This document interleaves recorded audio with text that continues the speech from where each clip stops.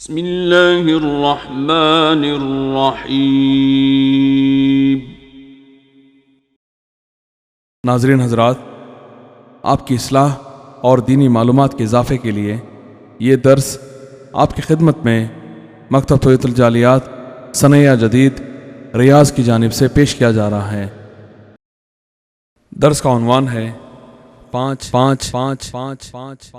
مذاہب۔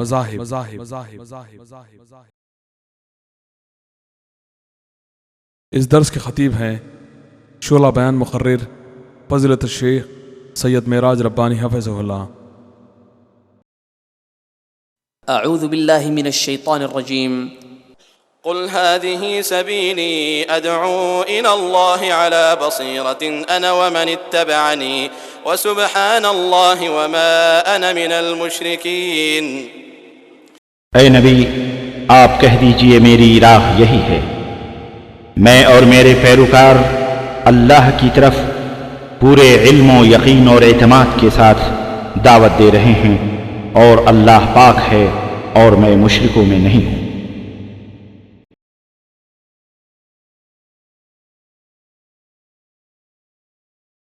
اللہ کے نبی فرماتے ہیں، کہتے ہیں کہ اللہ کے نبی نے فرمایا خط لنا رسول اللہ خطن۔ سنو، اللہ کے نبی نے ایسے تنہا نہیں چھوڑا اپنی امت کو۔ اللہ کے نبی صلی اللہ علیہ وسلم نے ایک لکیر کھینچی، ایک سیدھی لکیر کھینچی، ثم قال هذا سبیل اللہ، اور اس لکیر کے اوپر انگلی رکھ کے آپ نے فرمایا، کہا یہ اللہ کی راہ ہے۔ یہ کس کی راہ ہے؟ ثم خط خطوطا عن یمینہ وعن شمالہ، پھر کچھ لکیریں اس لکیر کے دائیں دائیں اور بائیں بائیں کھینچی اللہ کے نبی صلی اللہ علیہ وسلم نے۔ وقال هذا سبل، اور آپ نے فرمایا یہ جو دائیں بائیں ٹیڑھی میڑھی لکیریں جا رہی ہیں یہ راہیں ہیں۔ یہ کیا ہیں؟ یہ راہیں ہیں۔ علی کل سبیل منہا شیطان، ان راہوں پر ایک ایک شیطان بیٹھا ہوا ہے، اور تمہیں کیا کر رہا ہے؟ یدعو الیہ، بلا رہا، آ جاؤ، یہ جنت کی راہ، آ جاؤ۔ یہ کہاں کی راہ ہے؟ جنت کی راہ۔ ہاں یہ جنت کی راہ۔ وہ کہہ رہا ہے یہ جنت کی راہ ہے، یہ کہہ رہا ہے یہ جنت کی راہ ہے۔ وقرأ، اور اللہ کے نبی نے آیت پڑھی کیا؟ وَأَنَّ هَذَا صِرَاطِي مُسْتَقِيمًا فَاتَّبِعُوهُ، اور اللہ کے نبی نے فرمایا سنو میری امت کے لوگوں، انگلی بیچ کی والی لکیر پر رکھ کے کہا اللہ نے فرمایا ہے کہ یہ میری سیدھی راہ ہے، یہ میری سیدھی راہ ہے۔ فَاتَّبِعُوهُ، تو اس راہ کی اتباع کرو۔ لَا تَتَّبِعُوا السُّبُلَ، یہ دائیں بائیں مت جھانکنا، ان راہوں کی طرف نہ جانا۔ فتفرق بکم عن سبیلی، کیونکہ یہ تمہیں صراط مستقیم سے ادھر ادھر بھٹکا دیں گی، ادھر ادھر بہکا دیں گی۔ بتاؤ یہ راہ نبی کے زمانے میں تھی کہ نہیں تھی؟ صحابہ کے دور میں تھی کہ نہیں تھی؟ پھر آج یہ راہ گڈمڈ کہاں سے ہو گئی؟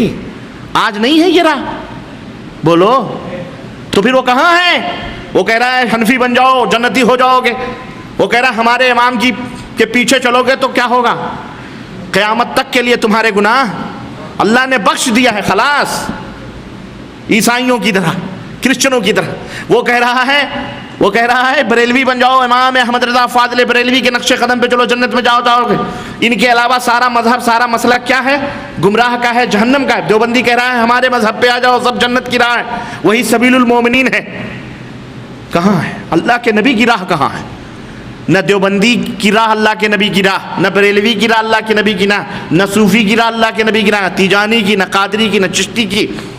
اللہ کے نبی کی راہ کون سی ہے؟ بولو، قرآن اور سن حدیث۔ یہ کس کی راہ ہے؟ یہ اللہ کی راہ ہے۔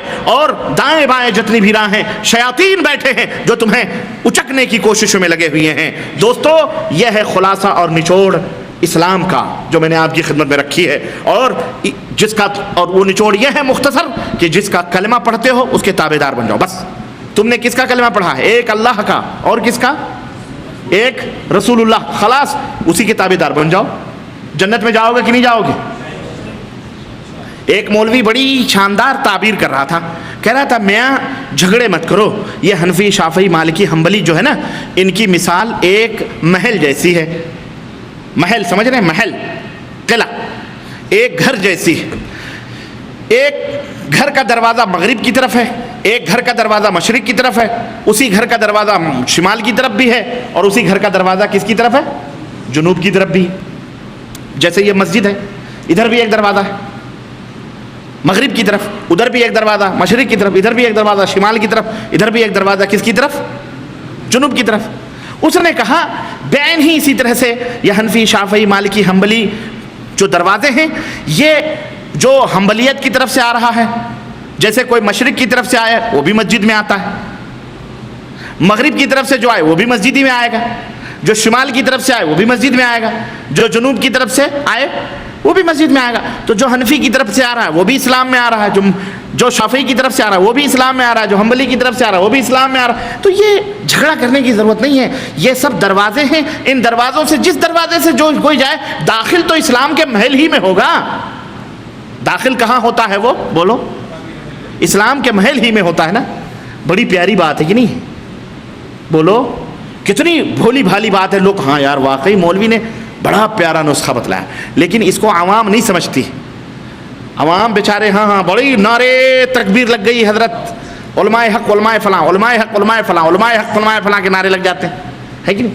لیکن ذرا سوچو مسلمانوں، میں تمہیں فکر دے رہا ہوں، پوچھو اس بیان کرنے والے سے کہ حضرت یہ جو آپ کہہ رہے ہیں کہ یہ محل ہے، اس محل کے 4 دروازے ہیں، جو ادھر سے آئے وہ بھی محل میں آئے گا، جو ادھر سے آئے وہ بھی محل میں آئے گا، جو ادھر سے آئے وہ بھی محل میں آئے گا، جو ادھر سے آئے وہ بھی محل میں آئے، تو یہ 4 دروازے جو اس محل، یہ بتاؤ یہ محل نبی صلی اللہ علیہ وسلم کے زمانے میں تھا کہ نہیں تھا؟ بولو تھا کہ نہیں تھا بھائی؟ آخر محل بنانے والا کون؟ اسلام ایک محل ہے نا۔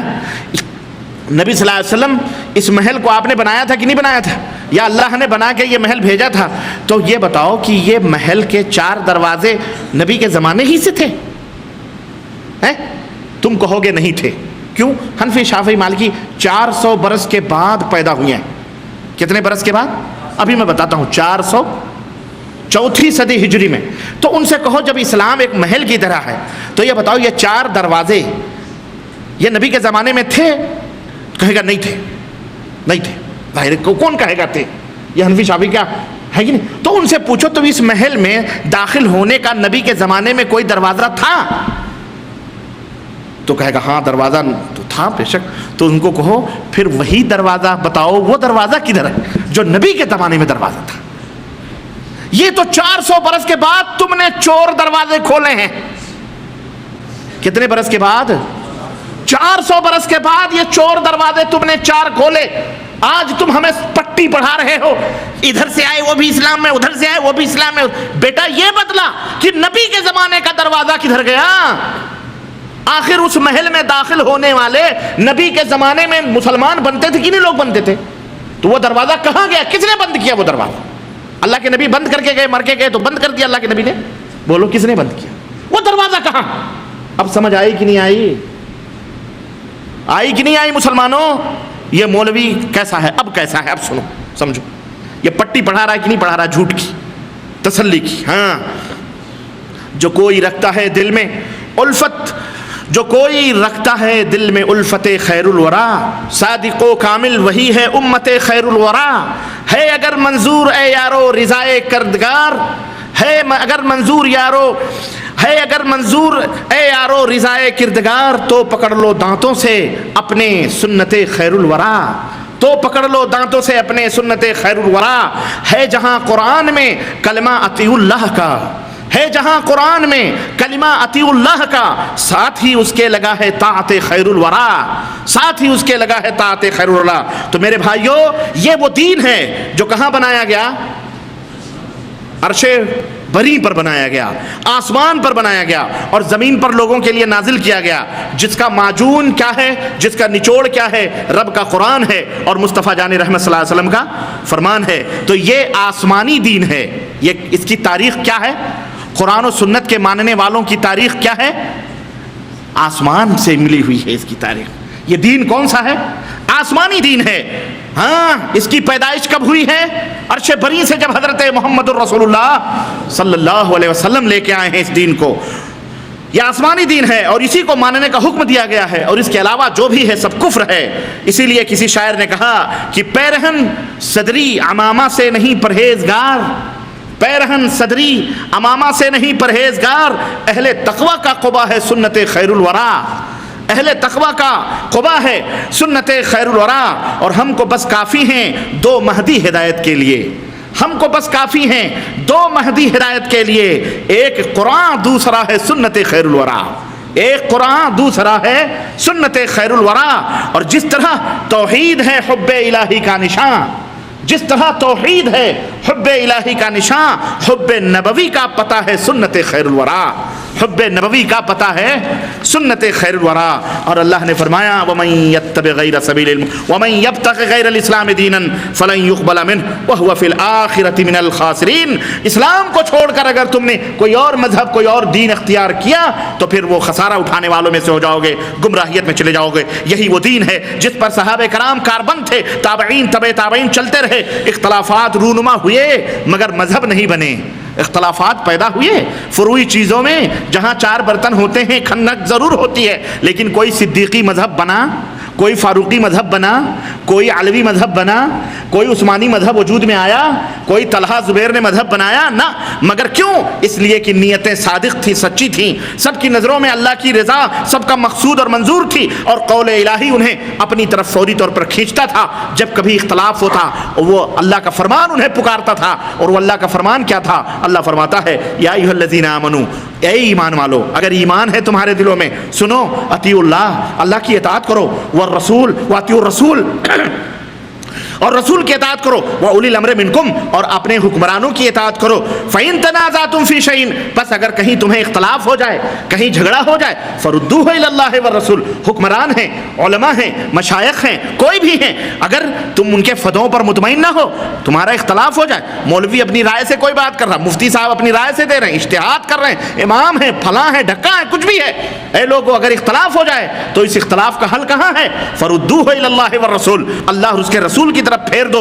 ان کنتم تؤمنون باللہ والیوم الآخر، اگر تم اللہ پر اور یوم آخرت پر ایمان رکھتے ہو تو آؤ، تعالوا الی کلمۃ سواء بیننا وبینکم، اس کلمے کی طرف آؤ، قرآن کی طرف اور حضرت محمد الرسول اللہ صلی اللہ علیہ وسلم کے فرمان کی طرف اگر ایمان لاتے ہو۔ اللہ فرماتا ہے ذالک خیر واحسن تاویلا، تمہارے لیے سب سے بہترین بات اور سب سے بہترین تعویل یہی ہے، فالتو تعویلات نہ کرو، سب سے بہترین بات یہی ہے۔ کہیں جھگڑا ہو، کہیں اختلاف ہو، ان سے کہہ دو یارو لڑو مت، فرقہ نہ بناؤ، جھگڑا نہ کرو، ہمیں محمد الرسول اللہ صلی اللہ علیہ وسلم کی حدیث بدلا دو، رب کی قسم ہے ہم سر جھکا لیں گے، مان لیں گے۔ کیوں لڑائی کرتے ہو؟ کیوں پھڈے کرتے ہو؟ کیوں جھگڑے کرتے ہو؟ بولو آسان بات ہے کہ نہیں بات ہے؟ لیکن جس دن یہ آپ کہو گے نا تو وہ ہوشیار مولوی کیا کہے گا معلوم ہے؟ کہے گا اچھا ارے بڑے قرآن حدیث کی بات کرتے ہو، بڑے قرآن حدیث کی بات کرتے ہو، سنو سنو، اللہ کے نبی کھڑے ہو کے موتتے تھے، تم بھی موتو کھڑے ہو کر کے۔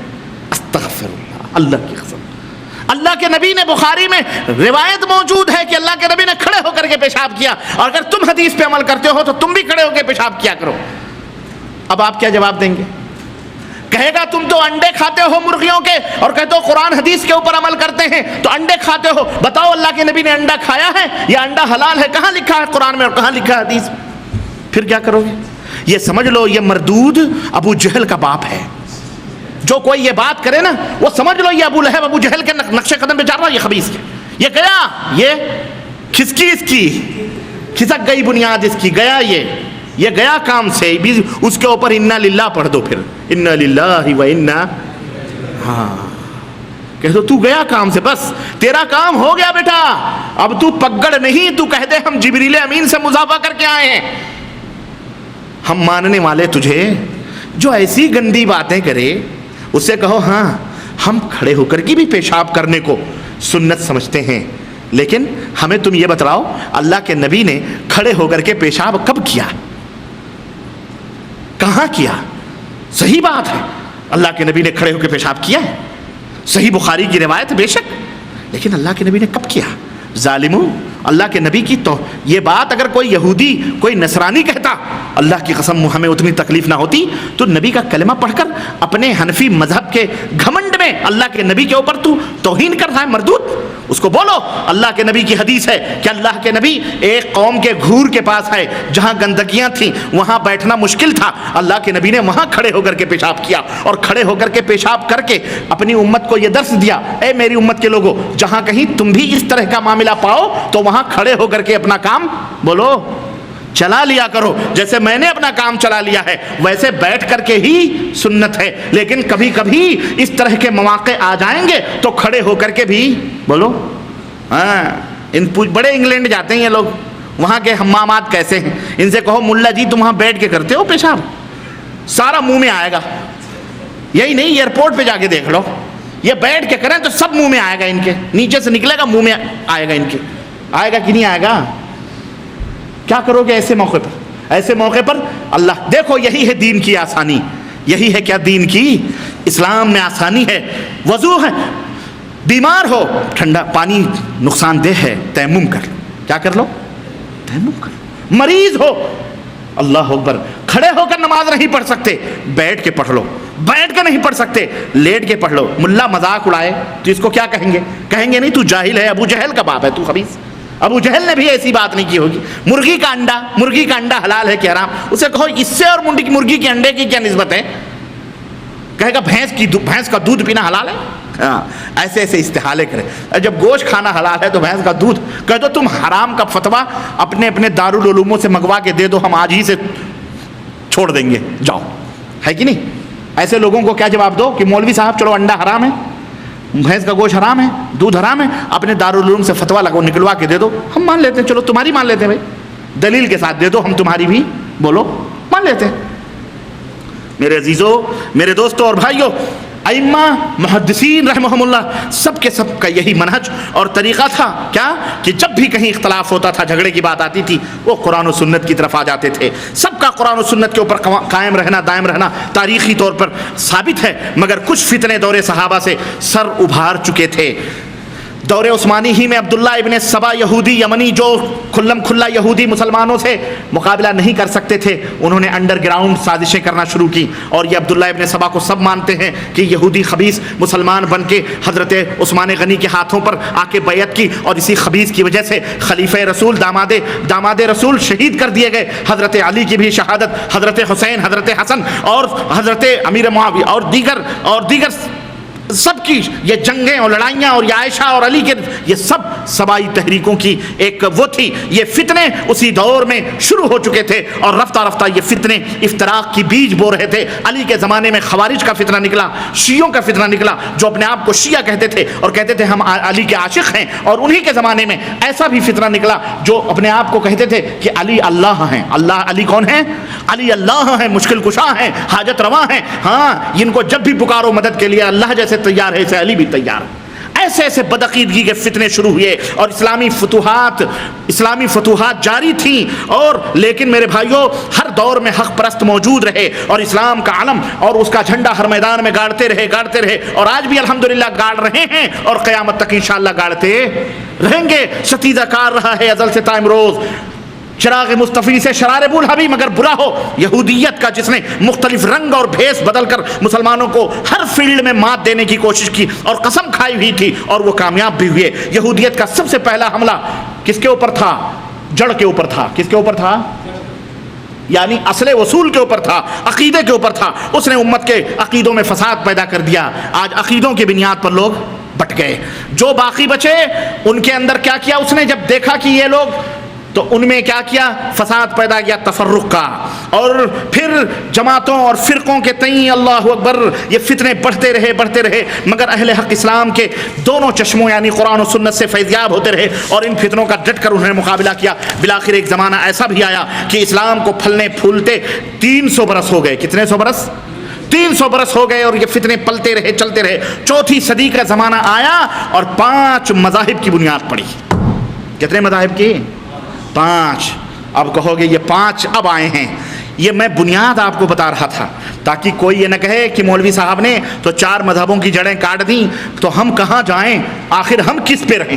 کس شاخ پہ اپنا نشیمن بنائیں؟ تو ہم نے شاخ نہیں، آپ کو ہم نے محل میں بٹھا دیا ہے، اور وہ محل کیا ہے؟ کتاب اللہ اور سنتیں۔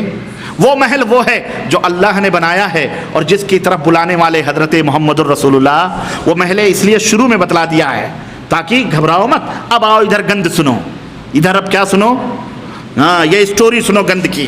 یہ 5 مذاہب بنے، 5 مذاہب کی بنیاد پڑی۔ اندھی تقلید، جس نے اسلام نے جاہلیت سے تعبیر کی ہے وہ امت میں پیدا ہو گئی. اتباع کے وہ ہیرے اور اطاعتوں کے وہ جوہر جو سینوں میں محبتوں کے جوت جگائے ہوئے تھے وہ مدھم پڑنے لگے اور دلوں میں کسی اور کی محبت نے جنم لینا شروع کیا. اور یہ کرشمہ تھا تقلید کا، وہ تقلید جو زہر ہلاہل سے بھی بدتر ہے، وہ تقلید جس کی پیدائش کا زمانہ 400 برس نبی کے زمانہ نہیں، جس کی پیدائش کا زمانہ اللہ اکبر.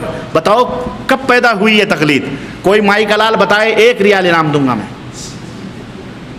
1 ریال انعام ہے. تقلید کی پیدائش کب سے ہوئی ہے؟ بولو. 1 ریال انعام ہے پیپسی پینے کے لیے. چلو امریکہ کا بائیکاٹ کرو، چلو جوس پی لو، ہے کہ نہیں؟ 1 ریال انعام میں نکال رہا ہوں، 1 ریال. بتاؤ تقلید کا زمانہ کب سے ہے؟ نہ میں بتاتا ہوں، بتاؤ. نہیں معلوم ہے کسی کو؟ 1 ریال کوئی اس کا طلبگار نہیں. اب سنو، میں ہی رکھ لیتا ہوں، میں ہی بتاؤں گا. مجھے پتہ ہے نہیں معلوم ہے، آپ کو کہاں بتایا گیا جناب علی؟ آپ کے پاس اتنا علم ہوتا تو اتنی جلدی گمراہ نہ ہوتے آپ. میرے بھائیو علم حاصل کرو، اور یہ علم قرآن و سنت کا علم سب سے بڑا علم ہے. قرآن پڑھو، اللہ کے نبی صلی اللہ علیہ وسلم، بخاری پڑھو، مسلم پڑھو، ابو داؤد پڑھو، سنن نسائی پڑھو، ترمذی پڑھو. سنو، تقلید کی بنیاد پڑی ہے کب؟ تقلید یہ جو زہر حلال ہے یہ 400 برس کی پیداوار نبی کے بعد کی نہیں، بلکہ اس زہریلے پیڑ کو قوم نوح نے لگایا ہے. قوم نوح سے اندھی تقلید اور باپ داداؤں کی تقلید کی ابتدا ہوئی ہے. قوم نوح جنہوں نے 50 کم 1000 برس تک اپنی قوم کو توحید کا درس دیا اور توحید کی دعوت دی. لیکن اس توحید کے دعوت دینے کے باوجود بھی اللہ اکبر وہ قوم اور یہ اتنی بدترین قوم تھی جس نے یہ اندھی تقلید کا پیڑ لگایا. اتنی اللہ کی بدترین قوم تھی کہ اللہ نے اس کو پانی کا عذاب دے کر ایسا مارا پوری دنیا ہی صاف ستھرا کر دی. خلاص سب کے نام و نشان مٹا دیے. اتنی بدترین قوم تھی یہ. اور سنو، 50 کم 1000 برس تک دعوت دی. حضرت نوح علیہ السلام نے اس قوم کا جواب کیا تھا؟ وقالوا لا تذرن آلهتكم ولا تذرن ودا ولا سواعا ولا يغوث ويعوق ونسرا. کہ سنو نوح یہ جو دعوت دے رہے ہیں توحید کی، اے میری قوم کے لوگوں، تمہارے باپ دادے جو کر رہے تھے، ود کو پوج رہے تھے، سوا کو پوج رہے تھے، یعوق کو پوج رہے تھے، یغوث کو پوج رہے تھے اور نصر کو پوج رہے تھے، ان کو چھوڑو مت. یہ باپ داداؤں سے روش چلی آ رہی ہے، اس کو قائم ہو. بولو. یہ تھی اندھی تقلید جو کہاں سے چلی تھی؟ بولو. حضرت نوح علیہ السلام کے زمانے سے اللہ تعالیٰ نے ایسے مقلدوں کو، اندھے مقلدوں کو کیا کر دیا؟ تہے آب غرق کر دیا. تہے آب کیا کر دیا؟ غرق کر دیا. اور پھر یہی لوگ ایسی اندھی تقلید آخری، اور یہی چلتی رہی روش تمام نبیوں کے زمانوں میں.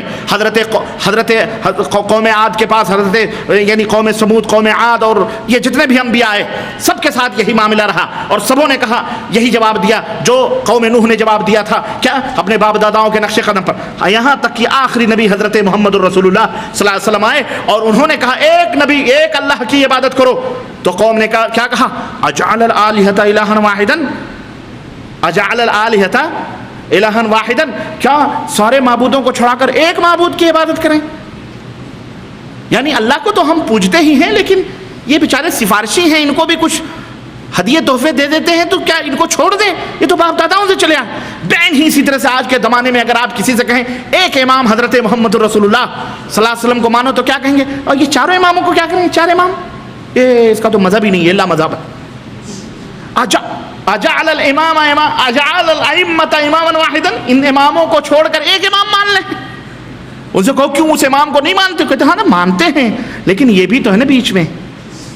بالکل واللہ بتلا رہا ہوں، یہ ابو جہل نے کہا تھا خبیث نے کہ اجعل الآلہۃ الہا واحدا. محمد صلی اللہ علیہ وسلم تم نے تمام معبودوں سے رشتے توڑ کر ایک امام کو مان لیں، ایک اللہ کو مان لیں. مانتے تو ہیں اس کو، اسی کی عبادت کریں بس. لیکن افسوس کہ ابو جہل یہ جانتا تھا کہ جن کو ہم مان رہے ہیں ان معبود بھی ہم سمجھ رہے ہیں. لیکن آج کل کے ماننے والے معبود سمجھتے ہیں، مانتے ہیں، لیکن یہ نہیں کہتے کہ ہم معبود سمجھ رہے ہیں. بڑے ہوشیار لوگ. اور اللہ نے ان مشرکوں کا نقشہ کھینچا. وَإِذَا قِيلَ لَهُمُ اتَّبِعُوا مَا أَنزَلَ اللَّهُ. نبی صلی اللہ علیہ وسلم نے جب توحید کی دعوت دی تو انہوں نے کیا کہا؟ جب اللہ فرماتا ہے جب ان سے کہا جاتا ہے کہ इत्तबिउ मा अंज़लल्लाह, जो अल्लाह ने नाजिल किया है उसकी इत्तिबा करो। क़ालू बल नत्तबिउ मा अलफ़ैना अलैहि आबाना, नहीं नहीं, हम तो उसकी पूजा करेंगे जो हमने बाप दादाओं को हम पाए हैं। अवलौ कान आबाहुम ला याक़िलून शैयन, क्या हमारे बाप दादे कुछ समझते? अल्लाह फरमाता है कि भले इनके बाप दादे ना समझ थे, कुछ भी नहीं जानते, वहुम ला यहतदून, और वो हिदायत पे भी नहीं थे, उसके बावजूद भी अपने बाप दादाओं की रविश को ये नहीं छोड़। एक मौलवी साहब ने इस आयत करीमा पे कहा कि ये तो काफिरों के बारे में अल्लाह ताला ने फरमाया है, लेकिन हम जिनकी तकलीद करते हैं जिस इमाम की, वो तो नाफहम बेअकल तो नहीं है, वो तो सिराते मुस्तकीम पर हैं। हमने कहा अल्लाह ताला जिनकी वो पूजा करते थे उनकी बुराई नहीं बयान कर रहा है। अरे वो तो वद को, सवा को, यगूस को, यऊ को मानते थे, वो तो लात को, मनात को मानते थे, जो उस कौम के अपने अपने ज़माने के औलिया थे कि नहीं थे?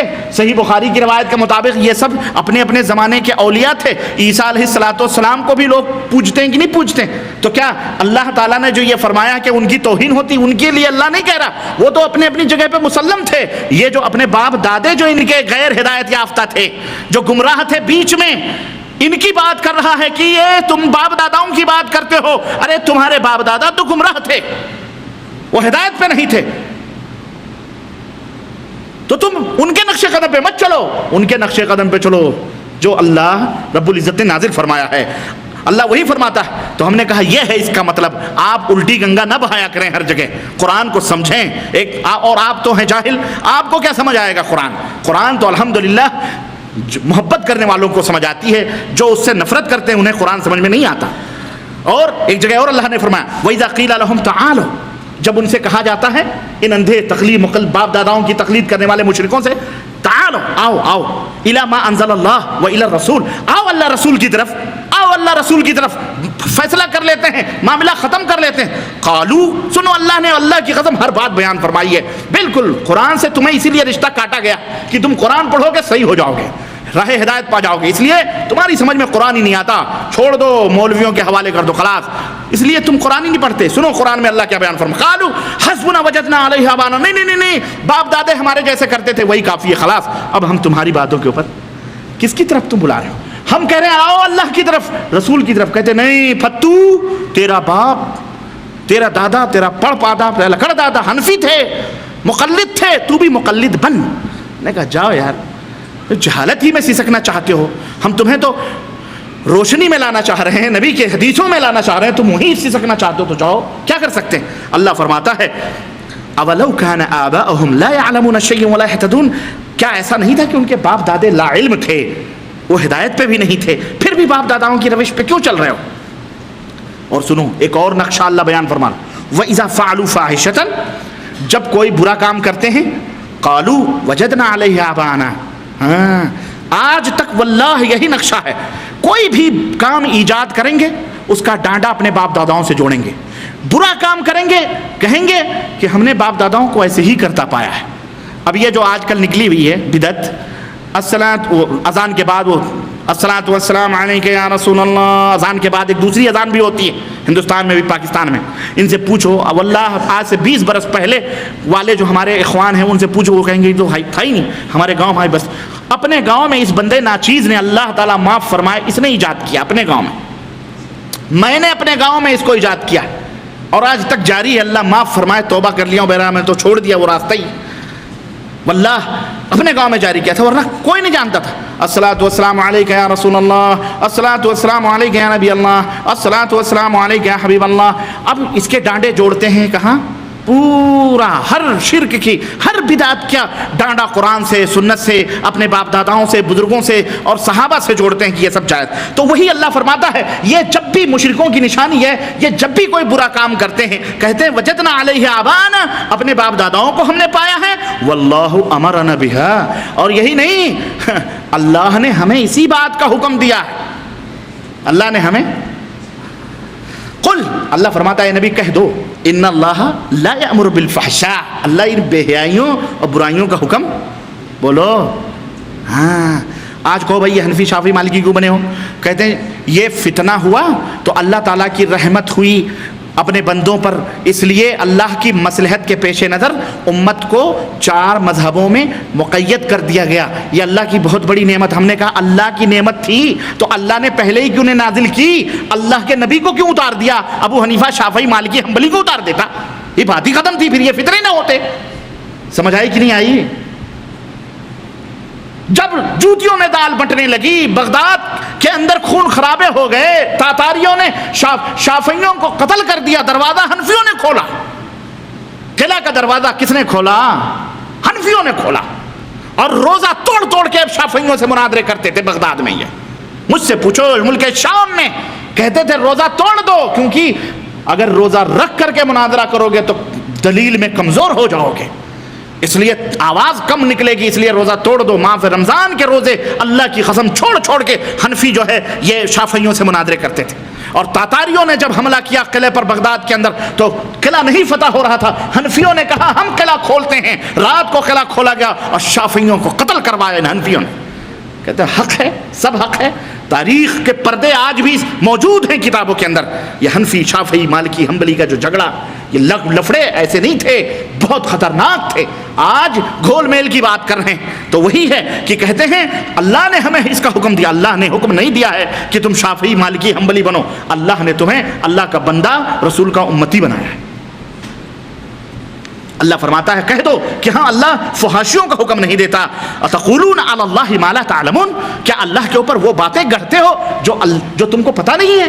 لا علمی طور پر اللہ رب العزت کو وہ کرتے ہو۔ تو میرے عزیزو، یہ طرز اور کردار تھا، یہ وہ طرز اور کردار تھا تقلید کا، اندھی تقلید کا، جس سے اللہ نے منع فرمایا، رسول اللہ نے منع فرمایا، مگر یہود و نصارہ کے ڈگر پر یہ امت بھی چل نکلی اور افتراق و انشقاق کا شکار ہو گئی۔ اور وہ باتیں جو ائمہ کرام محدثین نے نہ کہیں نہ سنی، ان باتوں کو گڑھ گڑھ کر، بنا بنا کر ان ائمہ کی طرف منسوب کر دیا گیا، ان ائمہ کی طرف منسوب کر دیا گیا۔ آپ سوچتے ہوں گے کہ پوری تقریر ختم ہونے کو آ رہی ہے، لیکن 5 مذہبوں کا پتہ نہیں چل رہا ہے کہ وہ کون کون لوگ ہیں، ہے نہیں؟ میں بتاتا ہوں۔ ابھی موجودہ دور کے کچھ نافہم اور احمق مولویوں نے کتابیں لکھی اور بڑی ہوشیاری سے یہ کہا کہ 4 مذہب پہلے سے موجود تھے، یہ 5واں مذہب جس کا نام اہل حدیث ہے، کیا ہے؟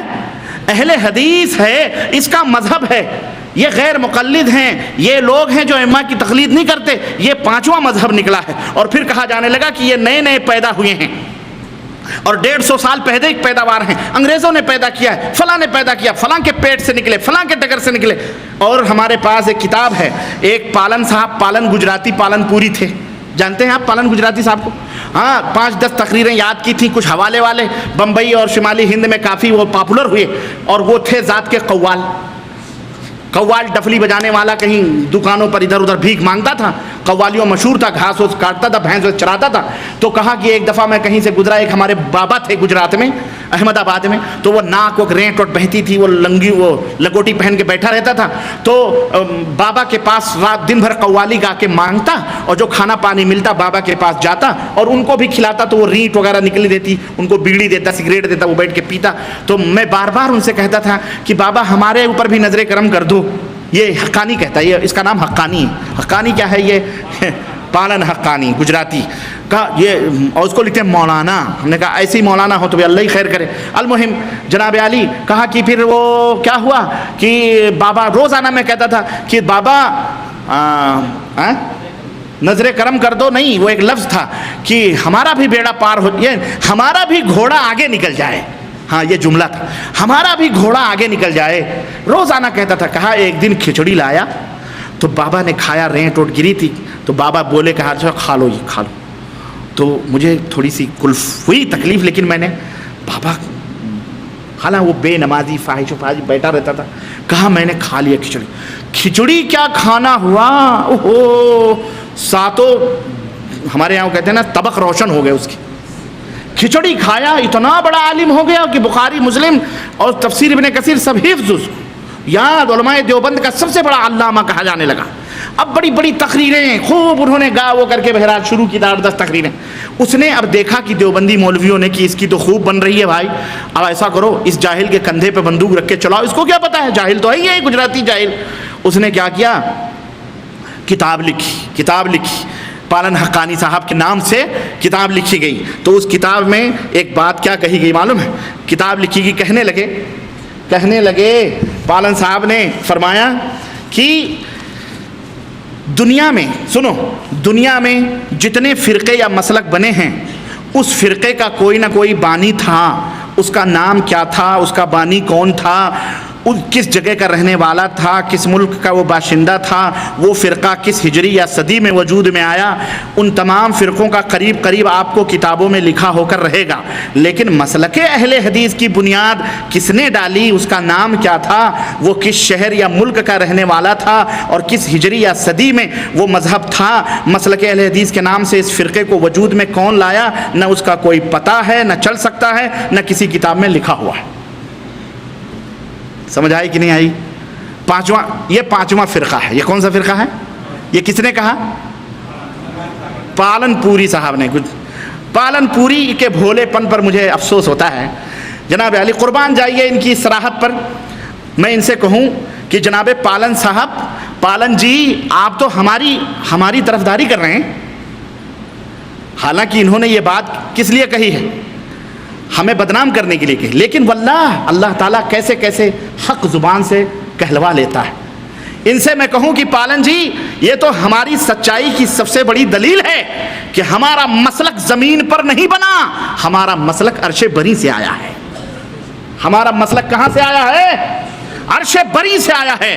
اس کا بنانے والا نہ تو کوئی مولوی ہے، نہ تو کوئی ملا ہے، نہ ہی اس کا بنانے والا کوئی صوفی ہے، نہ اس کا بنانے والا کوئی امام ہے، بلکہ اس کا بانی خود اللہ تبارک و تعالیٰ ہے، اور جسے لے کر حضرت محمد الرسول اللہ صلی اللہ علیہ وسلم تشریف لائے. اسی لیے نہ ہماری کوئی جگہ ہے، نہ ہماری کوئی ہجری ہے، نہ ہماری کوئی تاریخ ہے، اور نہ ہی ہمارا کوئی بندہ ہے، نہ کوئی ہمارا امام ہے. امام ہمارا تو وہ ہے جسے اللہ عز و جل نے امام بنا کر کے، امام اعظم سید المرسلین بنا کر کے اس دنیا میں بھیجا. تو تم تو ہماری بات کر رہے ہو کہ یہ اہل حدیثوں کا تو کچھ پتہ لتا نہیں ہے. پتہ ہے، وہ پتہ کہاں ہے؟ تمہیں عرش سے ملے گا. زمین پہ تم ہمیں ڈھونڈتے ہو، ہم کہاں رکتے ہیں عرش و فرش کی آواز پر. اللہ اکبر. اور اللہ تعالیٰ کا یہی حکم ہے، کیا؟ اطیعوا اللہ واطیعوا الرسول. اور یہی ہمارا مسلک ہے. صحابہ، تابعین، فقہا، محدثین اور انگنت ائمہ دین سب اسی مسلک کے خادم ہیں. اور گستاخی معاف ہو تو ہم ان میں کسی کو بھی بانی مذہب ماننے کے لیے تیار، کسی کو بھی اپنے مذہب کا بانی تیار نہیں ہے. ان کی محبت و عقیدت ہمارا جزو ایمان ہے. ان کی عزت اور ان کا احترام ہمارے سر اور آنکھوں پر ہے. ان کے فرامین ہمارے لیے مشعل راہ ہوں، اور ان کے اجتہادات ہمارے لیے بہترین رہنما ہیں. لیکن انسانی تقاضے کے تحت جب کسی کی بات قرآن سے ٹکرائے گی، جب کسی کی بات نبی کے فرمان سے ٹکرائے گی، تو اللہ کا حکم ہوگا فردوہ الی اللہ والرسول، اسے اللہ اور اس کے رسول کی طرف لوٹا دو. ہم اسے قبول کرنے سے انکار کر دیں گے. ہم سے بلا دلیل فرد واحد کی تقلید کی توقع نہ رکھی جائے. ہم کسی امتی کو نبوت کے منصب پر بٹھانے کے لیے تیار اور اس کی اجازت دینے کے لیے تیار نہیں ہیں. یہ ہمارا مسلک ہے. اگر کسی کو برا لگتا ہے تو 100 بار برا لگے. سمجھ آئی کہ نہیں آئی؟ اور ایک اور پالن پوری صاحب نے اعتراض کیا ہے.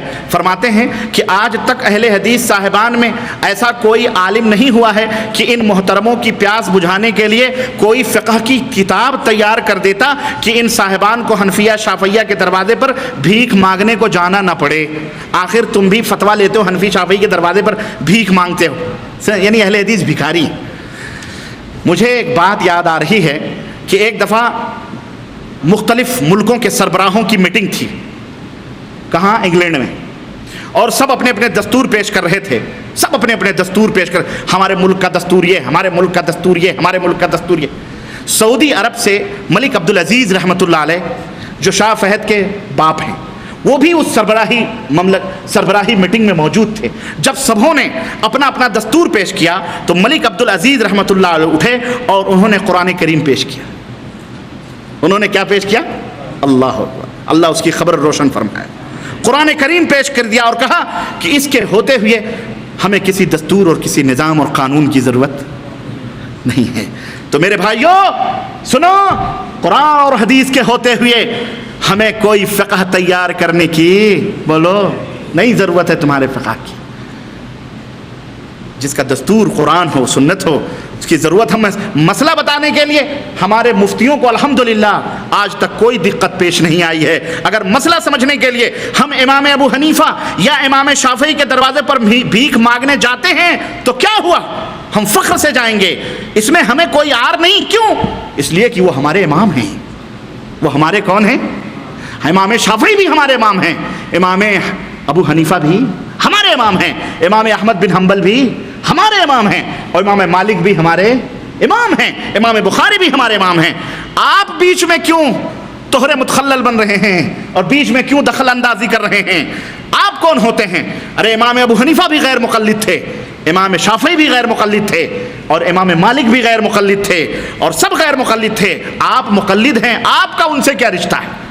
آپ کا ان سے، پالن جی آپ کا ان سے کیا رشتہ ہے؟ جن کے نزدیک حدیث پر عمل کرنا گمراہی ہے، انہیں کوئی حق نہیں پہنچتا کہ اس امام کے ساتھ نسبت جوڑیں جو مذہب، جو یہ کہے کہ جو صحیح مذہب ہو وہی، جو صحیح حدیث ہو وہی میرا مذہب ہے، اس کے ساتھ رشتہ جوڑنا تمہارا۔ علم کی بھیک مانگنے کے لیے ہم صرف انہی دو اماموں کے در پر نہیں بلکہ ایسے 20 اماموں کے در پر جاتے ہیں۔ حکمت کی بات مومن کی گمشدہ چیز ہے، وہ اسے جہاں سے ملتی ہے اسے حاصل کر لیتا ہے۔ البتہ تقلید شخصی کو، کسی ایک معین امام کی تقلید کے اوپر ہم لعنت بھیجتے ہیں، اور باقاعدہ بے شمار ثبوت ہیں۔ ہمارے ان اماموں نے بھی، اور امام ابو حنیفہ شافعی مالکی، ان اماموں نے بھی اپنی تقلید کو برا مانا ہے اور روکا ہے کہ لوگوں میری تقلید نہ کرنا۔ حضرت محمد الرسول اللہ صلی اللہ علیہ وسلم کی اتباع اور پیروی کا۔ اور میں تو یہ کہوں کہ یہ جو لوگ تقلید کے کینسر میں مبتلا ہیں نا، جن کو لاحقہ ہوا ہے تقلید کا، یہ دراصل وہ ہمارے ہی اماموں کی تقلید کرتے ہیں، کسی اور کی نہیں، ہمارے اماموں کی تقلید کرتے ہیں، اور ہمارے ہی بزرگوں کے ناموں پر ناجائز قبضہ اور اجارہ دار بنے بیٹھے ہیں۔ مثلا امام ابو حنیفہ رحمۃ اللہ علیہ کے متعلق ابھی میں نے بتلایا، ان کا فرمان ہے اذا صح الحدیث فهو مذهبی، جو بھی صحیح حدیث ہے وہی میرا مذہب ہے۔ میری بات قرآن و حدیث کے خلاف ہو، صحابہ کے خلاف ہو، دیوار پہ مار دو اور قرآن و حدیث کو لے لو۔ ان کا یہ مذہب ہے اور ان کا یہ فرمان ہے، در مختار کے اندر بھی لکھا۔ تو میں پوچھنا چاہتا ہوں، کیا یہ اہل حدیثیت نہیں ہے کہ قاضی ابو یوسف، جن کی وجہ سے فقہ حنفی متعارف اور نافذ ہوئی، ان کے متعلق تذکرۃ الحفاظ کے اندر امام ذہبی نے لکھا ہے کہ یحییٰ ابن یحییٰ تیمی نے امام ابو یوسف سے سنا کہ وہ اپنے وفات کے وقت فرما رہے تھے کل ما افتیت به فقد رجعت عنه الا ما وافق الکتاب والسنہ وفی لفظ الا ما فی القرآن واجتمع علیہ المسلمون، کہ میں مرنے کے وقت امام ابو یوسف نے کہا کہ میں اپنے ہر اس فتوے سے رجوع کرتا ہوں جو میں نے دیا ہے، سوائے اس کے جو قرآن و سنت کے موافق ہو، اور ایک روایت میں ہے سوائے اس کے جو قرآن پاک میں ہے اور جس پر مسلمانوں کا اجماع ہے۔ بتاؤ یہ غیر مقلدیت نہیں ہے تو اور کیا ہے؟ یہ اور کیا ہے؟ شاہ ولی اللہ اور شاہ اسماعیل دہلوی اور دونوں دادا پوتا یہ سب رفع دین کے قائل تھے، تقلید شخصی کے شدید مخالف تھے میرے بھائیوں۔ اور پالن صاحب فرماتے ہیں تقلید کے اس میں کہ دیکھو پیغمبر بھی 4 مشہور ہیں۔ دیکھو کیسے دھوکہ دیتے ہیں، کیا کہتے ہیں؟ پیغمبر کتنے مشہور ہیں؟ 4، حضرت داؤد، حضرت موسیٰ، حضرت عیسیٰ اور حضرت محمد صلی اللہ علیہ وسلم۔ اور کتابیں بھی 4 نازل ہوئی ہیں، کون سی؟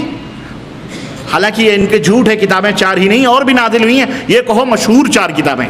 کون سی؟ قرآن، توریت، زبور اور انجیل۔ اور فرشتے بھی 4، کون؟ جبریل، میکائیل، اسرافیل اور خلفائے راشدین بھی 4۔ اور کہتے ہیں دنیا کی سمتیں بھی 4۔ تو امام بھی 4 اور مسلک بھی 4۔ یہ دلیل ہے، یہ کیا ہے؟ یہ پالن جی گجراتی کی یہ دلیل ہے۔ تو یہ 5واں مسلک غیر مقلد اہل حدیث کہاں سے نکل آیا؟ کہتے ہیں پالن صاحب نے، میں سمجھتا ہوں بہت لحاظ فرمایا ہے، ورنہ ان چوکوں میں مزید اضافہ فرما سکتے تھے۔ مثلا وہ یہ کہہ سکتے تھے کہ ڈنگروں کے پاؤں بھی 4 ہوتے ہیں، گدھوں کے بھی پاؤں کتنے ہوتے ہیں؟ کتوں کے کتنے ہوتے ہیں؟ 4 ہوتے ہیں یا 2؟ چلو 4 ہوتے ہیں۔ گائے بھینس کے تھن بھی 4 ہوتے ہیں۔ گائے کے بھی تھن کتنے ہوتے ہیں؟ 4 ہوتے ہیں۔ بھینس کے بھی تھن کتنے ہوتے ہیں؟ 4 ہوتے ہیں۔ اور چارپائی وغیرہ کے پائے بھی 4 ہی ہوتے ہیں۔ اور اس طرح سے 4 کے آنکڑے اور بھی جوڑ سکتے تھے۔ البتہ 4 کے شوق میں پالن جی کچھ بھول گئے اور ان سے بھول ہو گئی۔ اور بھول کیا ہوئی کہ مثلا انہوں نے کہا کہ پیغمبر 4 ہیں، حالانکہ اولو العزم پیغمبر کتنے ہیں؟ اللہ اکبر! حضرت نوح ہیں، حضرت ابراہیم کو یہ کیا ہو گئے؟ بھول گئے اور بیچ میں حضرت داؤد کو لے آئے. اسی طرح سے 4 خلفاء انہوں نے شمار کیے ہیں، مگر یہ حضرت حسن اور حضرت معاویہ کو بھول گئے. کیا حضرت معاویہ خلیفہ نہیں ہے؟ کیا حضرت حسن خلیفہ نہیں تھے؟ ہمارے نزدیک تمام صحابی خلفاء الراشدون ہیں. ہمارے نزدیک تمام صحابہ کیا ہیں؟ خلفاء ہیں، راشدون ہیں، شامل ہیں. اور انہوں نے 4 سمتیں بتلائی ہیں. حالانکہ 4 ہی سمت نہیں بلکہ 6 سمتیں. کتنی سمتیں ہیں؟ اوپر نیچے کی بات ہی بھول گئے. یہ چاروں طرف گھومنے والے اوپر نیچے کی بات کیا جانے، بھول گئے. کہتے ہیں کہ امام 4 ہیں، حالانکہ امام 4 نہیں بلکہ امام 5 ہیں. اب میں آ رہا ہوں، سنو.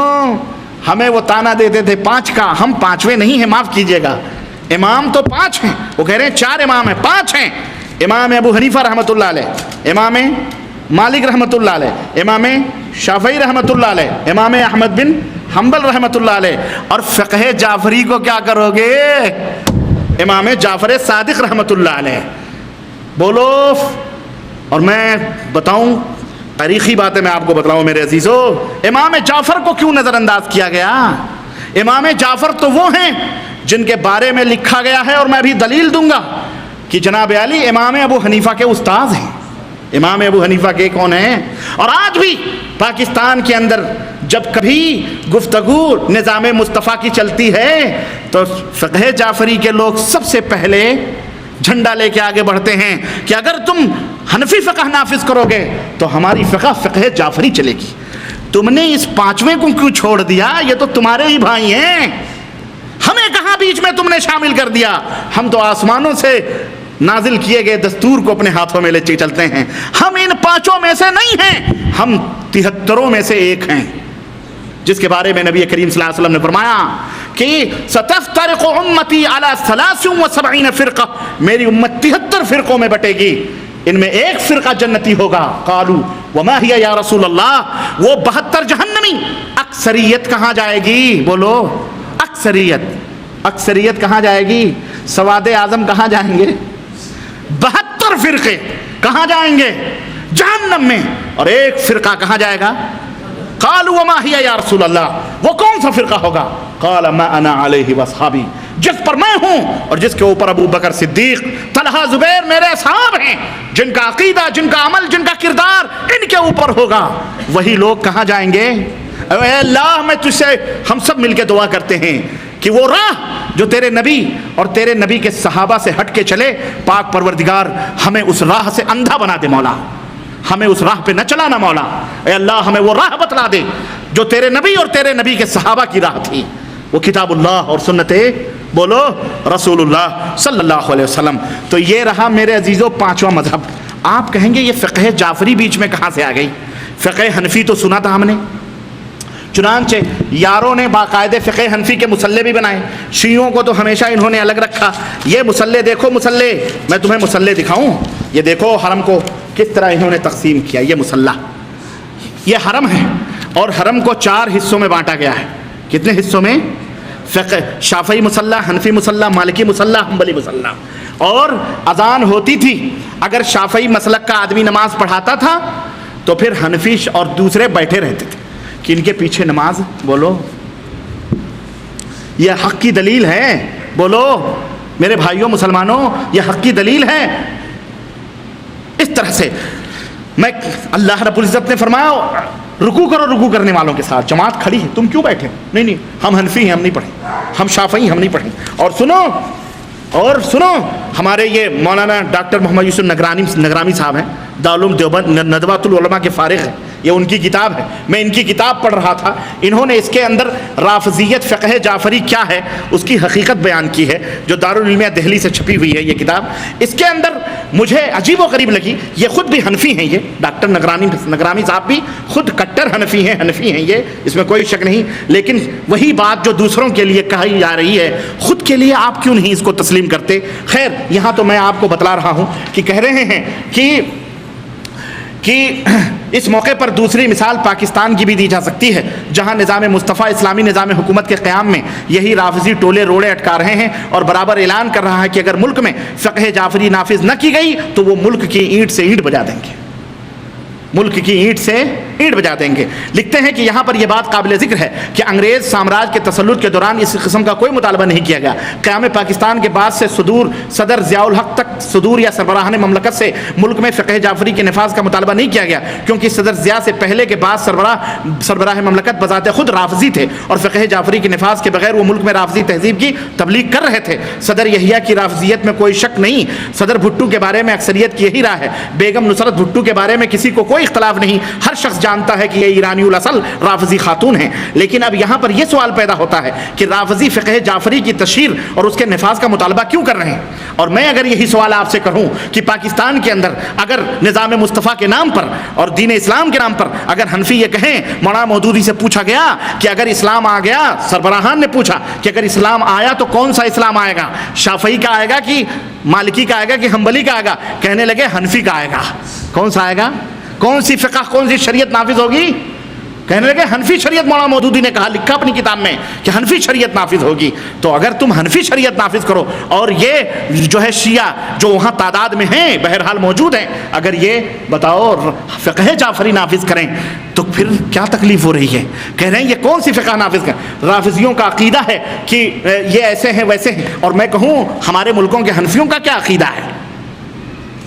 معاف کیجئے گا، ہم رافضیوں کے عقیدوں کو صحیح نہیں بتا رہے ہیں، غلط بتلا رہے ہیں، سمجھتے ہیں۔ کہتے ہیں کہ رافضی ائمہ نے تاریخ کے کسی بھی دور میں دین کا نفاذ نہیں کیا، بلکہ اپنے حامیوں کو عوام کا اتباع کرنے کی بہرحال یہاں پہ مناقب ابو حنیفہ کے کہتے ہیں کہ البزاری نے اپنی کتاب مناقب الامام ابو حنیفہ میں لکھتے ہیں کہ امام جعفر کے شاگردوں میں اسلامی فقہ کے بڑے جید عالم رہے، جن میں کہ قابل ذکر امام ابو حنیفہ، امام مالک اور سفیان ثوری ہیں۔ انہوں نے یہ بھی بیان کیا ہے کہ استاد اور شاگردوں کے درمیان باہمی محبت اور احترام تھا، اور امام جعفر امام ابو حنیفہ کے بارے میں کہا کرتے تھے کہ وہ شہر میں سب سے بڑے فقیہ ہیں۔ اور اب انہی بزازی نے خود امام جعفر کے بارے میں ان کے شاگرد امام ابو حنیفہ کی رائے بھی سنی ہے، وہ رائے دیے ہوئی ہیں۔ بہرحال کہتے ہیں کہ امام صاحب بڑے ہی اچھے تھے۔ امام جعفر صادق جو تھے وہ قرآن کریم کی تلاوت کرتے تھے، ہمیشہ حضور کا ذکر باوضو ہو کر کرتے تھے، کبھی فضول کی باتیں نہیں کرتے تھے۔ کہتے ہیں کہ یہ روایتیں اگر استاد اور شاگردوں کے مابین قائم باہمی تعلق اور احترام کی نشاندہی کرتی ہیں تو ان فقہی اختلافات کی طرف بھی اشارہ کرتی ہیں جو استاد اور شاگردوں کے درمیان پائے جاتے تھے، جو آج بھی ایک اچھے تعمیری اور صحت مند تحقیقی کام کا موضوع بن سکتے ہیں۔ المہم کہتے ہیں کہ نام نہاد فقہ جعفری کا اگر آپ مطالعہ کریں تو سنو ذرا، اگر فقہ جعفری کی رد کر رہے ہیں یہ کون؟ حنفی فقہ کے ماننے والے ڈاکٹر محمد یوسف نگرانی صاحب کہہ رہے ہیں کہ اگر نام نہاد فقہ جعفری کا اگر آپ مطالعہ کریں تو واضح ہوگا کہ جھوٹ، افتراء، قلمی اور فکری گستاخی اور بد تہذیبی پر مبنی طلسماتی اور خرافاتی مسائل جنہیں رافضی فقہ جعفری کا نام دیتے ہیں اس کا لب لباب حسب ذیل ہے۔ نمبر 1 عقیدہ امامت، جو رافضیت کی بنیاد اور اساس ہے، جس کے سلسلے میں آپ گزشتہ صفحات میں پڑھ چکے ہیں۔ یہاں پر اتنا کہنا کافی ہے کہ عقیدہ رافضی مذہب کا رکن ہے، امامت کا عقیدہ جو ہے یہ مذہب کا رکن ہے، اور ان کے نزدیک نبوت سے بھی نعوذ باللہ بالا تر۔ المہم وہ کہتے ہیں کہ امام اور قرآن، رافضیوں کا عقیدہ ہے کہ اللہ کی کتاب قرآن اور امام قرآن ناطق ہے، اور قرآن کی وضاحت اور تفسیر کے سلسلے میں امام کا کردار حضور کے کردار کی طرح ہے۔ آج یہی عقیدہ ہمارے یہاں بھی رکھا جاتا ہے۔ یہ اور بات ہے، واضح نہیں، چپکے کہ تم نہیں قرآن سمجھ سکتے۔ ائمہ جو تھے وہی امام ابو حنیفہ، امام شافعی، مالکی، انہوں نے ہی قرآن کہتے ہیں باطن، قرآن باطن۔ چونکہ رافضیوں کو قرآن میں کوئی بھی ایسی آیت نہیں ملی جو ان کے عقیدہ امامت تائید کرے، تو انہوں نے اس گمراہ عقیدے کو ثابت کرنے کے لیے قرآن کی تعویلیں کرنی شروع کر دی۔ اور آج یہی ہو رہا ہے، جو رافضی کر رہے ہیں جو یہی کر رہے ہیں ہمارے یہاں حنفی لوگ۔ کہتے ہیں یہاں تک دعویٰ کیا کہ قرآن کا 3/4 ان کے اور ان کے عقیدے کی تائید میں ہے۔ المہم یہاں پہ فقہ جعفری کا ایک واقعہ بیان کرتے ہیں کہ فقہ جعفری کے اندر ایسی باتیں لکھی ہوئی ہیں استغفر اللہ کہ وہ جو ہے امام جعفر صادق اس کا حکم نہیں دے سکتے۔ کہتے ہیں کہ رافضیت کا دار و مدار عقیدہ امامت پر ہے، اس لیے وہ لوگ فقہ جعفری پر اس کی چھاپ ہے، اور کہتے ہیں کہ ان کا یہ عقیدہ ہے کہ فقہ جعفری کہتے ہیں کہ رافضیوں کے علاوہ تمام مسلمانوں کی عبادتیں باطل ہیں، اور چونکہ وہ عقیدہ امامت پر ایمان نہیں رکھتے اس لیے وہ دائرہ اسلام سے بھی خارج ہیں۔ فقہ جعفری اپنے اماموں یا ان کے قائم مقام کو تجارت زراعت کی آمدنی کے 5ویں خمس حصے کا حقدار قرار دیتی۔ فقہ جعفری کی روح سے اگر کسی نے ایک بار امام حسین کی قبر کی زیارت کر لی تو فریض حج اس سے ساقط ہو جاتا ہے۔ آج ہمارے ہاں 80% حنفی کہتے ہیں جنتی دروازہ چلے جاؤ، خواجہ غریب نواز کو دیکھ لو، داتا گنج حجویری کو دیکھ لو، خلاص حج ہی ساقط ہو جاتا ہے کہ نہیں ہے عقیدہ؟ تو اگر شیعہ رکھتے ہیں تو کیا ہے؟ کہتے ہیں فقہ جعفری کی مسندت کتاب ائمہ معصوم میں سے بعض یہ بھی ہے کہ کہتے ہیں کہ ایسی شرمناک اور ایسی باتیں فقہ میں لکھی ہوئی ہیں کہ جو نہایت ہی اخلاقی پستی اور گراوٹ کی دلیل ہے. کہتے ہیں کہ کلینی نے امام جعفر سے یہ شرمناک روایت نقل کی ہے، اور جس کا ترجمہ یہ ہے کہ امام جعفر صادق علیہ السلام سے روایت ہے کہ آپ نے فرمایا کسی غیر شیعہ عورت یا مرد کی شرمگاہ کو دیکھنا ایسا ہے جیسے گدھے کی شرمگاہ کو دیکھنا، یعنی کوئی گناہ نہیں. استغفر اللہ. یہ شیعوں کے اس میں کہتے ہیں کہ حضرت امام جعفر تو ایک مقدس بزرگ تھے، کیا کوئی آدمی ایسی روایت بیان کر سکتا ہے؟ ہرگز نہیں، یہ تو جھوٹ ہے. میں کہتا ہوں کہ اسی طرح کی روایتیں ہمارے یہاں بھی فقہ کی کتابوں میں موجود ہیں، اور یہی روایت نہیں بلکہ ایک روایت میں اور بتاؤں جو امام جعفر کی طرف منسوب ہے کہ یہ شیعہ لوگ اس کو کہتے ہیں. اور وہ روایت کیا ہے؟ وہ کہتے ہیں کہ امام جعفر صادق نے یہ فرمایا کہ اگر کوئی شخص استغفر اللہ کہتے ہیں کہ امام جعفر صادق سے مروی ہے کہ آپ نے فرمایا کہ جب بھی کوئی بچہ پیدا ہوتا ہے تو ابلیسوں میں سے ایک ابلیس وہاں موجود ہوتا ہے. اگر اللہ کو معلوم ہے کہ وہ بچہ شیعہ ہوگا تو اس کو شیطان سے محفوظ رکھتے ہیں، اور اگر وہ بڑا ہو کر شیعہ ہونے والا نہ ہو تو شیطان اس کے دبر میں انگلی ٹھونس دے گا اور وہ بڑا ہو کر لواطت میں مبتلا ہو جائے گا. استغفر اللہ. اور اگر لڑکی ہوگی تو شیطان اس کی شرمگاہ میں انگلی داخل کرتا ہے اور وہ بڑی ہو کر بدکار اور فاحشہ ہو جاتی. یہ کہاں لکھا ہوا؟ تاریخ تفسیر و مفسرین غلام احمد حریری صاحب کے بحوالے الوشیہ کتاب الشیعہ میں یہ واقعہ موجود ہے. تم ذرا ٹھنڈے دل سے سوچئے کہ کیا امام جعفر صادق ایسی بات کر سکتے ہیں؟ بولیے. اب اگر ہم ان باتوں کو امام جعفر کی طرف منسوب سمجھیں تو امام جعفر کی توہین ہے یا امام جعفر کی تعریف ہے؟ بولیے. توہین ہے. بین ہی اسی طرح سے میں کہنا چاہوں گا اپنے حنفی بھائیوں سے، آپ نے کیا کیا گل کھلائے ہیں؟ اگر آپ کی کتاب کھولی جائے، فقہ فتاوی عالمگیری ہو، در مختار ہو، اور فقہ کی وہ کتابیں جس کے اندر آپ نے وہ گند کی ہے اللہ اکبر، جس کو آپ نے امام ابو حنیفہ رحمۃ اللہ علیہ کی طرف منسوب کیا ہے اور اپنے آپ کو کہتے ہیں کہ جی ہم امام حنفی ہیں، ہم فلاں ہیں. میں کہوں کہ آپ کی فقہ کی کتابوں کے اندر جو باتیں موجود ہیں اور کیسی باتیں استغفر اللہ کہتے ہیں. اعوذ باللہ. میں آپ کو ایک دو واقعہ بتاؤں، اور میں کیا بتاؤں، سب کو معلوم ہے میرے عزیزوں کہ کس طرح سے انہوں نے گمراہیت کو پھیلایا ہے. اعوذ باللہ. حنفی فقہ کی کتابوں میں ایسی باتیں گند کی موجود ہیں کہ جن کو اگر آپ جو ہے کہتے ہیں نا کہ جو جعفر صادق کو نہ مانے، جو شیعہ نہیں وہ کافر ہے. یہاں کیا در مختار کے اندر انہوں نے یہ لکھا ہوا ہے، یہ شعر موجود ہے در مختار کے اندر کہ فلعنت ربنا اعداد رمل علی من رد قول ابی حنیفہ، کہ جو شخص ہمارے رب کی لعنتیں ہوں ریت کے ذروں کے برابر اس آدمی پر جو امام ابو حنیفہ کے قول کو جھٹلا دے، رد کر دے. لعنت کس کے اوپر پڑتی ہے؟ یعنی ان کے قول کو ماننا یہ ایمان ہے، ان کے قول کو نہ ماننا کیا ہے؟ لعنت کا سبب ہے. اب آپ بتائیں کہ کیا امام ابو حنیفہ رحمۃ اللہ علیہ یہ بات کہیں گے؟ اس طرح کی بات ہے. یہی نہیں بلکہ کہتے ہیں، بلکہ وہ وضو کے متعلق اور نجاست اور ناپاکی مجلد کہتے ہیں کہ اعوذ باللہ استغفر اللہ. میں آپ کو کہاں تو بتاؤں، کہیں گے اعوذ باللہ. کہتے ہیں باہم ننگے مرد اور عورت کی شرمگاہ مل جانے سے وضو نہیں ٹوٹتا ہے. کہتے ہیں انگلی پیچھے داخل کرے، انگلی اپنے دبر میں داخل کرے، اگر خشک نکلی تو وضو نہیں ٹوٹتا ہے. یہ امام صاحب کہیں گے، یہ امام صاحب بیان کریں گے ایسے مسائل جو یہ سب جو بیان کیا ہے. کہتے ہیں اپنے ذکر کو، اپنے عضو تناسل کو یا دوسرے کے ذکر کو پکڑنے سے وضو نہیں ٹوٹتا ہے. کہتے ہیں زندہ یا مردہ جانور یا کم عمر لڑکی سے ہم بستری کیا تو وضو نہیں ٹوٹتا ہے. یہ جانوروں سے جائے گا کوئی لواطت کرنے کے لیے نعوذ باللہ، یا زندہ یا مردہ جانور سے، یہ لڑکی سے. یہ امام ابو حنیفہ رحمۃ اللہ علیہ کا مسئلہ ہو سکتا ہے؟ بولو ذرا. امام ابو حنیفہ رحمۃ اللہ علیہ قبروں کی پوجا کرتے تھے. امام ابو حنیفہ رحمۃ اللہ علیہ درگاہوں پہ جاتے تھے. امام ابو حنیفہ چادر چڑھاتے تھے. امام حسین روشنی کرتے تھے، اگربتیاں سلگاتے تھے، بھنگڑے ڈالتے تھے، قوالیاں گاتے تھے، ناچتے تھے، رنگ برنگے زرد پیلے زعفرانی کپڑے پہنتے تھے، یہ پگڑ ہرے پیلے کرتے تھے، نقشبندی، سہروردی، چشتی، قادری امام ابو حنیفہ جانتے تھے، مانتے تھے. کیا کیا امام صاحب کا نام لے کر کے گند کی جا رہی. تو ایسے ہی جعفری کر رہے ہیں، فقہ جعفری. تو آپ 5 ہو، 5 پنجتن پاک کہو اپنے آپ کو. کیا ہو؟ 5 کتنے ہو؟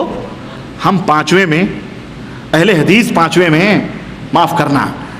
ان کو چھوڑ دیا کہ دنیا یہ کہے کہ ارے رے رے، یعنی شیعوں کی بھی فقہ ہے، شیعوں کی بھی فقہ ہے. اس ڈر سے فقہ جعفری کا نام نہیں لیتے ہیں، لیکن آج سے نام لو. کیا کہو؟ پانچ تم ہو، ہم تم میں شامل. الحمدللہ، نہ تمہارا ایمان، نہ تمہارے عقیدے، نہ تمہاری سلسلے، نہ تمہاری بیعتیں. الحمدللہ ہمارا منہج، ہمارا طریق، ہم کتنے، ہمارا قرآن، ہمارا جو مذہب ہے، ہمارا جو دین ہے وہ کہاں سے آیا ہے؟ تم کہتے ہو ان کی کوئی تاریخ نہیں، 150 سال پہلے ان کی کوئی خبریں نہیں. صحیح کہتے ہو، صحیح کہتے ہو، ہم تمہیں برا نہیں کہتے. تم نے صحیح بات کہی، میری بات کہی، ہماری بات کہی. اس سے یہ ثابت نہیں ہوتا کہ الحمدللہ ہمارا یہ مذہب قرآن و سنت کا کہاں سے آیا ہے؟ آسمان سے آیا ہے، عرش سے آیا ہے، اللہ نے بھیجا ہے. اتبعوا ما انزل الیکم من ربکم، اللہ کا حکم ہے. اور الحمدللہ ہم کہتے ہیں اے اللہ ہم اسی کے اوپر کاربند رہیں.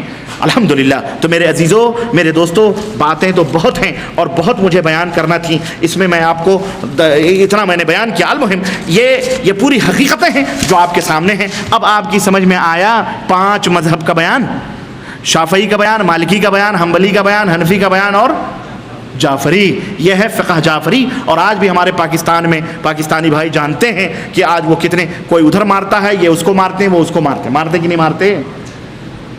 اور اخباروں میں آتا ہے فقہ جعفری کا بہت بڑا خطیب مارا گیا، فقہ جعفری کے امام مارے گئے. وہ کہتے ہیں جی فقہ حنفی کا امام، سنیوں کا امام مانا گیا. اس لیے ہم 5 نہیں ہیں، معاف کرنا. 5 مذاہب یہ سارے کے سارے اسلام نہیں ہیں. یہ اسلام میں اس کا کوئی دخل عمل نہیں ہے. نہ ائمہ نے کہا، نہ اللہ نے فرمایا، نہ رسول نے فرمایا، نہ خود ائمہ رحمہم اللہ نے کہا. سبوں نے تقلید سے منع فرمایا ہے. یہ سارے امام، چاہے امام جعفر ہوں، چاہے امام شافعی ہوں، چاہے امام مالک ہوں، چاہے سب ہمارے امام ہیں. سب کتاب و سنت کے ماننے والے، کتاب و سنت کی دعوت دینے والے. ان مقلدوں کا ان سے کوئی رشتہ اور تعلق، جو شراب کو بھی حلال کہیں، خنزیر کو بھی حلال کہیں، زنا نعوذ باللہ، محرمات ابدیہ کو بھی حلال کہیں، ہمارا امام ابو حنیفہ رحمۃ اللہ علیہ سے ان کا کوئی رشتہ اور تعلق نہیں ہے. یہ نام استعمال کیا جا رہا ہے ان کا، اور کام کیا جا رہا ہے 400 برس کے بعد اپنا. اور ایک آخری بات کہہ کر کے کہ یہ ہمیں کتابوں کی دھونس دیتے ہیں، تو میں ذرا بتلاؤں میرے عزیزوں. آخری بات کہہ کے کہتے ہیں کہ ان الہدایۃ کالقرآن قد نسخت ما صنفوا قبلها فی الشرع من کتبی. ذرا سنیے گا ایک شعر کا ترجمہ.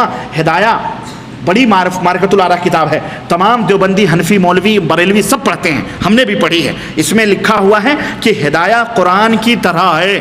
ہدایہ کس کی طرح ہے؟ قرآن کی طرح ہے، جس نے تمام پہلی کتابوں کو جو شروع میں لکھی گئیں منسوخ کر دیا ہے.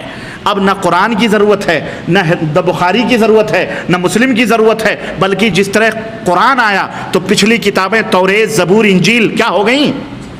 تمام نبیوں کا قانون کیا ہو گیا؟ منسوخ ہو گیا. اسی طرح سے جب ہدایہ کتاب آ گئی تو ساری کتابیں جو ہدایہ سے پہلے لکھی گئی ہیں کیا ہو گئیں؟ بولو، یہی تو ہوا نا بھائی. ہدایہ کی مثال کس کی طرح ہے؟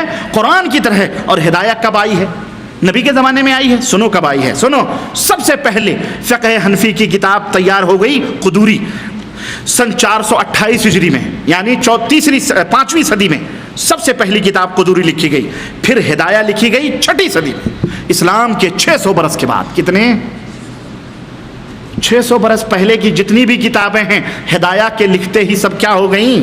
بولو، سب منسوخ ہو گئیں. تو بتاؤ، ہدایہ سے پہلے سب منسوخ. اگر قرآن منسوخ، بخاری مسلم منسوخ، تو بتاؤ امام شافعی کے نام پر جو کتابیں لکھی گئیں وہ بھی منسوخ ہوں گی کہ نہیں؟ وہ بھی مذہب منسوخ، حنبلی بھی مذہب منسوخ، سب منسوخ. تو باقی کیا رہا؟